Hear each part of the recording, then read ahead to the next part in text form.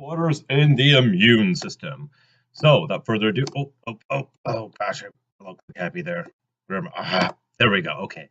So, when we look at their immune response, it's a two-sided coin, sometimes also referred to as a double-edged sword. It can be good and it can be bad. It has a wonderful ability to heal us and help us. It has a wonderful ability to completely screw us over, depending on whether it's functioning properly or if it's functioning inappropriately. If we have some defects in our immune system, these defects can range from very minor, like hay fever, or they can be pretty abnormal or irritating, like dermatitis. Sometimes some abnormal or undesirable immune functions may result in asthma, anaphylaxis, diabetes, arthritis, or graft rejection. And as we go down this list, you're like, okay, yeah, irritating. Ooh, that's life-threatening. Ooh, that's debilitating, and oh yeah, that'll kill you. So we can this range of immune disorders will vary from slightly irritating to life threatening to it will kill you in a short matter of time. So, immune disorders are a big deal. Now, when we look at immunopathology, this is disease associated with the immune system. Pathology is referring to disease state, immuno referring to the immune system. So, when our immune system is functioning inappropriately and it causes the breakdown of homeostasis, or we lose homeostasis because of our immune system misbehaving, that's going to fall within the realm of immunopathology. Now, a lot of immune system disorders are related to hypersensitivity. Our response to something by our immune system, or their immune system's response to something, is disproportionately large. Our immune system is making a mountain out of a molehill, so to speak. So this could be something like an allergy or an autoimmunity.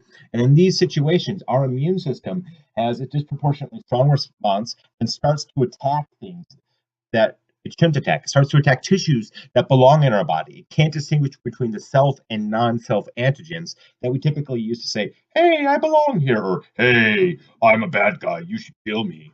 Now, when we look at hyposensitivity or immunodeficiency, this is typically going to be related to an immune system not functioning appropriately. And that's kind of a broad term. So let me rephrase that. This is going to be related to the immune system not working well enough, not having a strong enough response. The classic example of hyposensitivity is going to be HIV/AIDS, but hyposensitivity can also occur if a patient is on chemotherapy or radiation therapy. So let's talk about hyposensitivities. We have a primary immunodeficiency. That classic example is Bubble Boy, the really unfortunate young man who was born without an immune system. Or we have secondary immunodeficiency. This is going to be somebody who has something like HIV/AIDS, chemo, or radiation therapies. And then we have hypersensitivities. We have type 1, 2, 3, and 4. Hey, that's an intuitive naming system. But let's talk about them in a little bit more detail. Type 1 is immediate, instantaneous reaction, and I apparently really need to stop my recording soon because I'm low on memory. So I'll wrap this up quickly. Type 3 is going to be an antibody mediated hypersensitivity. So this is going to require some kind of sensitizing or initial exposure to initiate that secondary response. Type 3 is going to be immune complex related. So it's going to be related to antibodies that target more than one tissue. And then finally, type 4 is cell-mediated cytotoxic immunodeficiency. So this is typically going to be graft rejection immunodeficiencies.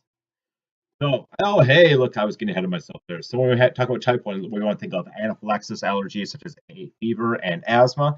Type 2, I want you to think of blood group incompatibility, pernicious anemia, myasthenia gravis. Oh, terrible at SNP. Oh, I really need to hurry up. Then we have type 3, lupus, rheumatoid arthritis, your classic autoimmune diseases. And type 4, graft rejection is the big one right there. Here's another figure emphasizing this. I'm not going to be really big on having you memorize this table. Just know that we have immediate, antibody-mediated, immune complex-mediated, and T-cell mediated hypersensitivity.